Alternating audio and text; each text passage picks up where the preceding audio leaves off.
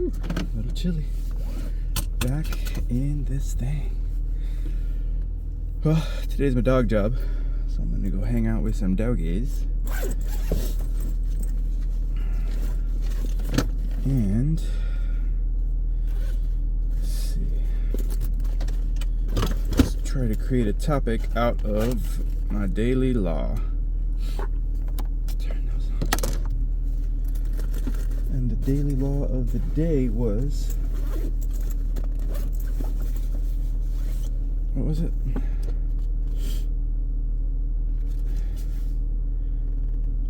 Absorb purposeful energy.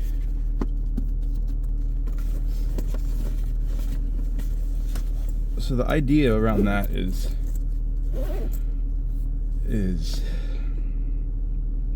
we all have natural talents and abilities, but there are other people who have what we lack in terms of talent and ability. So what you tend to want to do is surround yourself with people who have the attributes that you lack. That way you can absorb who they are in that specific area, whether it's public speaking or if it's mental resilience or whatever it is that you seem to need a little boost in. You want to surround yourself with people who excel in that area. And the example the book gave was Coco Chanel. It said she had a natural talent when it came to designing clothes and the aesthetics of apparel. But when it came to other sides of business, she was very lacking when it came to like marketing and business strategy and all that kind of stuff. She had no innate talent for it. So she surrounded herself with people who were way more advanced in those areas than her, and she absorbed as much of their mind as she could into her own. So that being said, you want to be very careful who your close associates and friends are, because you tend to absorb a little bit of them into you. You know, whether it's just the way they talk, you know, the slang they use, there's maybe personal interests. You might become a little interested in those things also. You know, perfect example, when I was really young, like junior high age, I wasn't really into watching sports or basketball. But every day this dude at school would ask me, see the Laker game? See the Laker game? Because he was a huge Laker fan. So he'd always asking me in Center Hall, did you see the Laker game? I'm like, no, man. I don't. He's like, whatever. He'd give me a hard time about it. So one day I was like, I'm going to watch the Laker game. I'm surprised him one day. He's going to be like, you see the Laker game? I'd be like, yeah. And then that became like our bond. But I wasn't really into sports until he mentioned that. So after that, I became real interested in basketball. You know, that wasn't any idea that I came up with on my own. He just happened to prod that energy in me. And through him, I became real interested in playing basketball and following basketball, specifically the Lakers. This was back in the 90s, Magic Johnson era. I got to see Magic Johnson play. For all you younger kids out there who only really know maybe the Kobe Bryant or LeBron James era of basketball, I was indoctrinated into the Lakers through Magic Johnson, Byron Scott, James Worthy, AC Green. Those are my initial Laker days that kind of developed into the Nick Van Exel, Anthony Peeler. These are way back. Vlade Divac. But yeah, that's how I absorbed a little bit of his energy when it came to the excitement about the Lakers and incorporated that into me, and that became my love of basketball. So when it comes to your friends and your associates and the people that you hang around with, who, you know, step back a little bit and take a good look at who they are. You know, all emotion and aside, what are they into? What are they doing? What are they trying to do?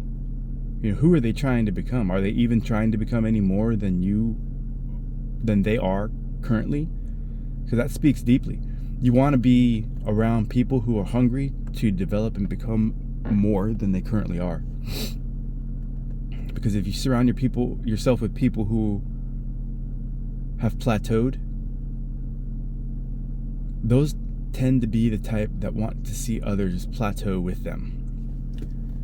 They don't want to see others excel. So be very careful about that. You want people who want to cheer on your success. And if you're not that type of person yourself, surround yourself with those type of people so you can learn to drop the ego and be a congratulator of others' success. Nobody likes a hater, right? That's what they say, be a congratulator, not a hater. So, that was my daily page.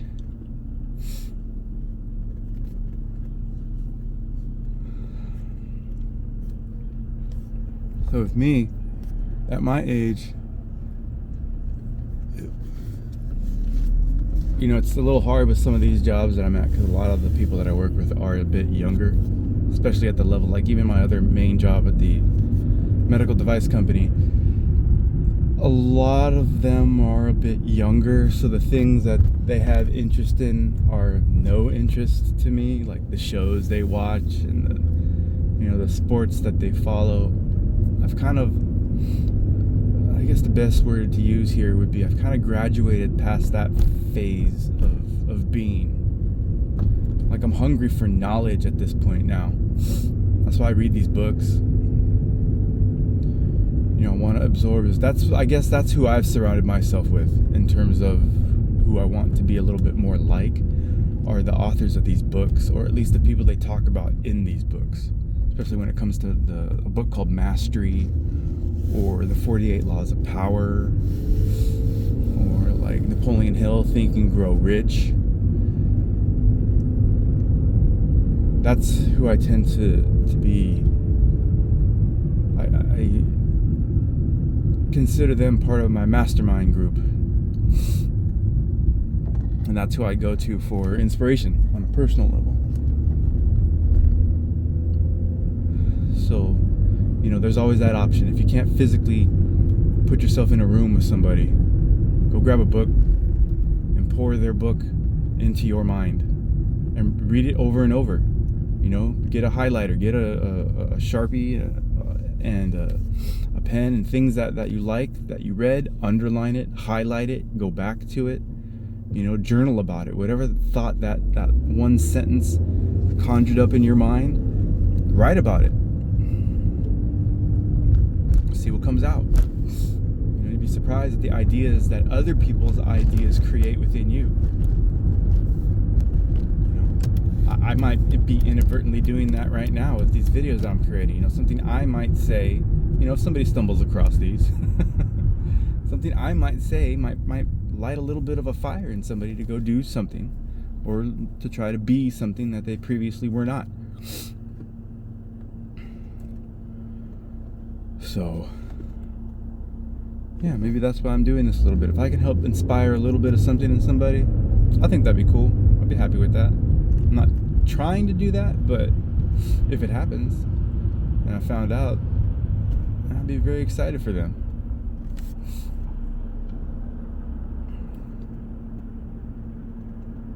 So that's what I'm bringing to the table today. See who comes into my world. See, this dog job is a little different, but very young people that work there, and I hear the things they talk about, so I don't really engage them in conversation too much, because there's just nothing there for me. I laugh if they want to tell me a story or something. I politely listen, but we're different generation. Some of these kids are like almost 20 years older, probably, than most of these people, and that's just. There's a generation gap. Plus, I'm a very different kind of person. Even people around my age, I'm not into the things that most of them are into. I kind of prefer it that way. I don't mind being the odd man out. I wear it as a badge of honor. All right, let's jump on the freeway.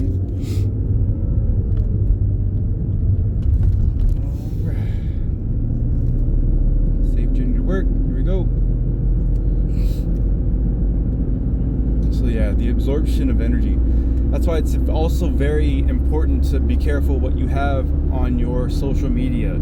You can use that social media just the same way as putting yourself in a room with people who are smarter than you. You know, your mental space is just like a room. And what are you filling that room with? You know, who are you following on that social media? You know, is it a bunch of just BS drama? Is it just a bunch of useless nothingness that's kind of feeding into your own ego in terms of what you already like and agree with? Yeah, my scroll's a little different. You know, I have a bunch of tinfoil hat stuff on there. I have a bunch of stuff about animals. I have a lot of stuff about a lot of accounts that are engineering accounts, just because I like the way engineers' minds work. Let's see what else.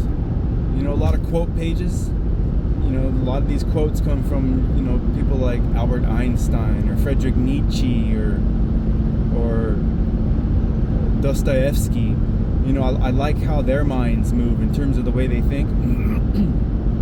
So I tend to follow a lot of accounts like that. Yeah, in terms of, you know, it seems like social media has lessened the amount of physical social activity that people have. You know, you think you're really connected with everybody because of all the people you follow on your app, but really it's just you and your phone now. You're alone with all these people on your phone. And you know, it's not as impactful as being in a group of people physically. But if you don't have that opportunity, your social feed scroll is just as good. But you need to weed out the useless, the wheat from the chaff, as they say, or the chaff, however that saying goes. Weed out the useful from the useless. That's how I suggest you start using your social media. Instead of it just being a time suck where you're just wasting time scrolling and scrolling, you should be scrolling and looking at things that are actually, oh, that's interesting. Oh man, I never thought of that before. Or man, look at how this guy did that. You know, it should be something that's kind of blowing your mind every time. You have that opportunity. There's enough accounts out there to follow that are so interesting that they might inspire you to be more. But you know, I get it. I understand the uselessness of it. It can be a lot of fun, wasting time. So just be consciously aware of what it is that you're doing. You know, if you're just looking at stuff that's making you laugh all day, you know, laughs are good.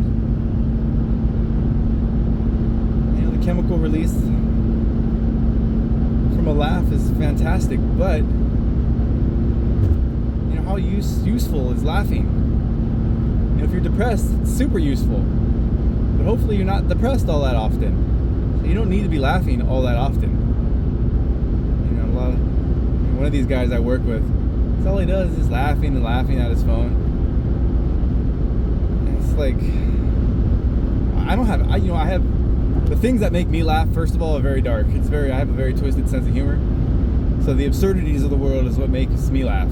Not like slipping on a banana type stuff. That's just silly goofiness. And a lot of the things this one dude at work shows me, it's like that's what it is. It's like, oh, the metaphorical slipped on a banana. It's just not funny to me. I'm looking at the guy like, yeah, that's funny, I guess. But the way these people get a kick out of it is just hilarious. That's what's hilarious to me. That's what I'm laughing at, is how funny you find the things that you find funny. That is hilarious because it's just not.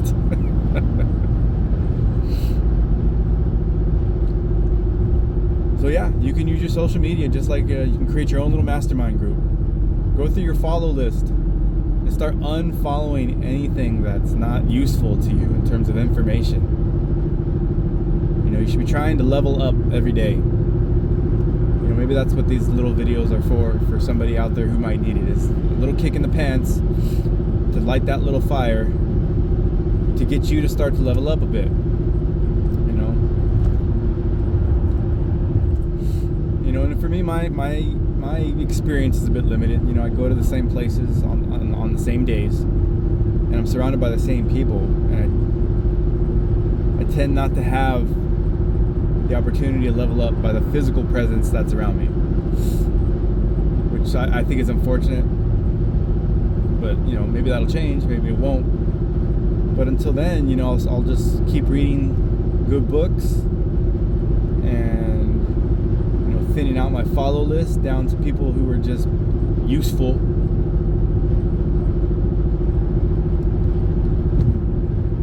And that's how I'll treat my experience until you know, a better opportunity comes around. That's why I love my woman. She's so different than me in terms of how we think. You know, we're very similar in certain ways, but her experience has developed her into somebody that's very much different when it comes to certain aspects. And I liked that in her right away. And I recognized that in her right away. So that's, I think, why I became so attracted to her right away. If she were to tell the story, she'd probably say it's pretty crazy how aggressive I was. But I couldn't help it. I saw, like, it's like the metaphor that came to mind right now is like a miner, like a gold miner, seeing a gigantic chunk of gold just sticking out of the ground that nobody had claimed yet. And when I came across it, I was like, oh, that's mine. Nope, no one gets this. This is mine.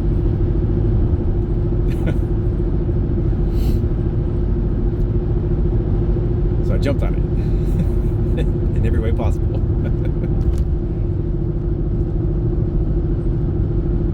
But yes, your mastermind. You know, and like even your close friends you've had forever, encourage them to be more. You know, maybe the small change they see in you will encourage that. You know, and to try and do it by your actions also. And I challenge everybody out there who might come across this to go grab a book that challenges your mind. I point everybody towards the 48 Laws of Power. Just because that's such a fascinating read.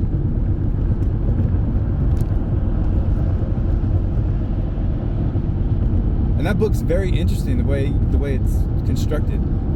Because there's like the main body of every chapter, and then even within the margins there's all these small little side stories that help, you know, bolster the point of the subject that you're reading for that particular law. And it's just there's text everywhere in all kinds of different directions and shapes. He made that book so engaging in terms of just the way it looks. And then the material itself is absolutely mind-blowing, especially when you read it for the first time. You know, once you've read it as many times as I have, you've incorporated, hopefully, if you've taken it seriously, you've actually incorporated some of these laws into how you think, act, and do. Act and do is the same thing. But yeah, you know, I'll give that book a read probably at least. I read that book at least twice a year. And I tend to go through books pretty slow because I only read them during my lunchtime at work, so I only have half an hour to read as much as I can, if I even read that day.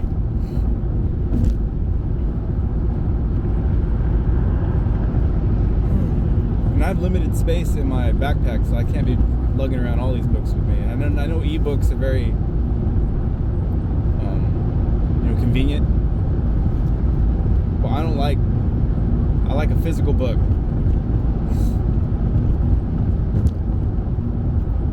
I think authors, if you could show proof of purchase of the physical book, they should actually like give you the ebook for free. I think that'd be cool, kind of. It's getting cold.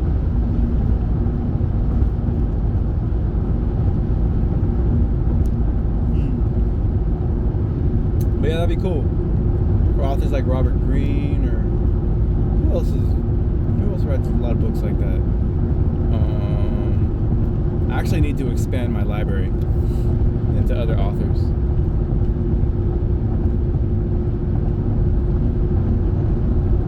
Let's see, I got a couple books from Joe Dispenza. Talks about the mind a lot. I need to go through those again, actually.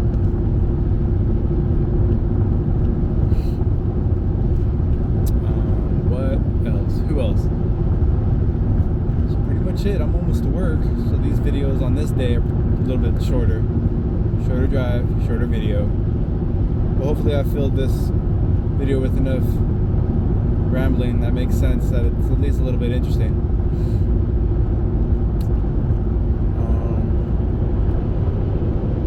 See what else is going on. I had a crazy dream. It was pretty grotesque. I don't even want to describe it, but it was pretty wild. And if anything, what I got out of that dream when I woke up is keep my face out of the dog's face today. I'm not trying to get bit in the face, because I had to do with a very violent instance on my personal face. In this dream, it was crazy. It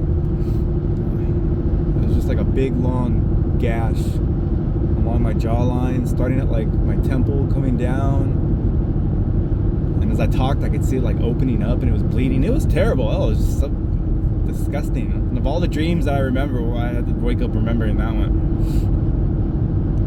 But I woke up remembering, okay, I'm going to work with the dogs today. Maybe don't get close to the dog's face today. I'm not trying to, because I have a terrible habit of, you know, kissing them on the head and letting them lick my face, and just, I do have bad habits. It happens. Oh, I know what I want to talk to about, going back to my daily page, is you know, when it did come to me working with dogs, I had learned a lot on my own. And I think I had plateaued with what I was able to learn with where I was at with that specific rescue. And at that rescue, the dogs were my teachers. And what I had learned, I absorbed from them, the actual dogs. But to really cement that and to take me kind of to the next level of my understanding of what I had learned, you know, the mentor I had come across was Cesar Millan. I actually have one of his little books, which is actually perfect. It's like a very small book, but it kind of distills everything that I know and I had learned on my own, and everything that he teaches, which helps cement what I had learned into a more coherent method. I could actually read that book again. But yeah, that was my small personal way of surrounding myself with somebody who helped me level up.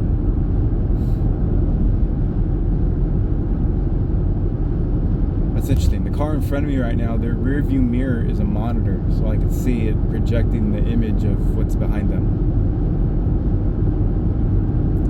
I'm sure if that were to break, maybe when it's off it looks like a regular mirror. I'm sure there's enough technology out there to do that, but that's a strange little thing to have, is a monitor as your rear view mirror, projecting an image of what's behind you rather than just looking in your mirror. Which I guess would be cool if it's like fish eye lens view. It gives you like a really huge, well, you know, wide angle view of your rear surroundings. But it's interesting to see in a car in front of you, because it just looks like a little TV up there.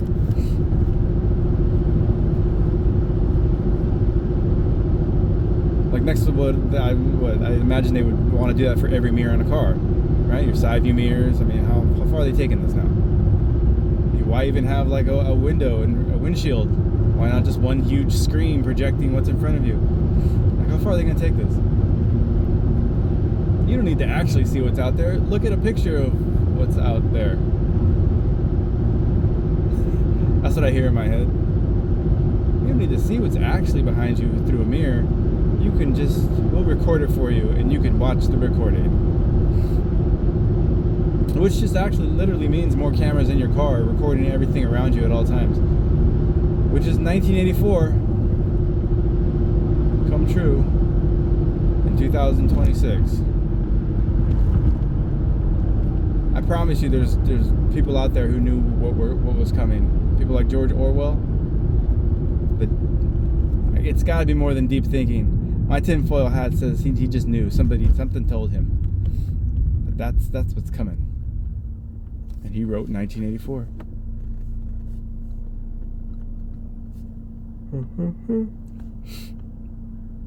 All right.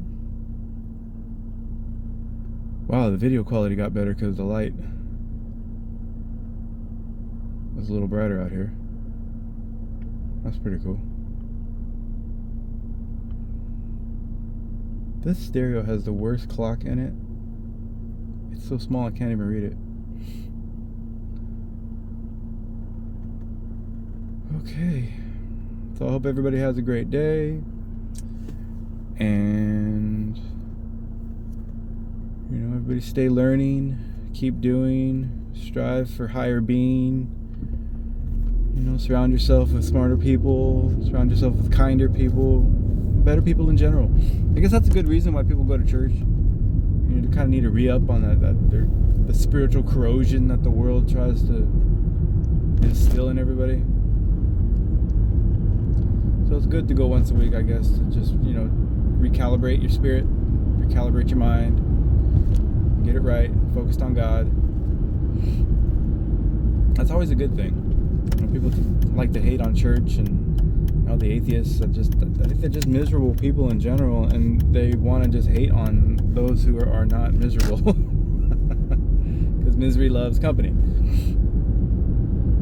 So, you know, if you're surrounded by nothing but complainers, if your friend group is just a bunch of complainers and haters, that's a big sign. You need to start either injecting the opposite into that group, and hopefully it'll infect them, or just get out of that group altogether. I'm the type of person that will do the latter. I will leave. I don't need you people around me. And I'm a bit black-pilled, so I'm not going to hope you're going to change. So, if I see somebody worth dispensing information to, or, you know, small nudge of inspiration, I'll do that. But for the most part, you guys are on your own. It's every man and woman for themselves. You know, find the opportunities to help those who are worthy of help. Well, what is it saying? I think it's even in the Bible. Don't cast pearls before swine, or something like that.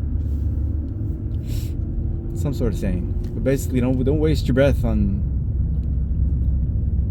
people with whose mentalities are so low they're not even going to be understanding what it is that you just said. Man, coworker's already here. Either I'm late or she's super early, because I'm normally here way before her. All right. Stay safe, everybody out there. Stay inspired. Level up. Let's go to work.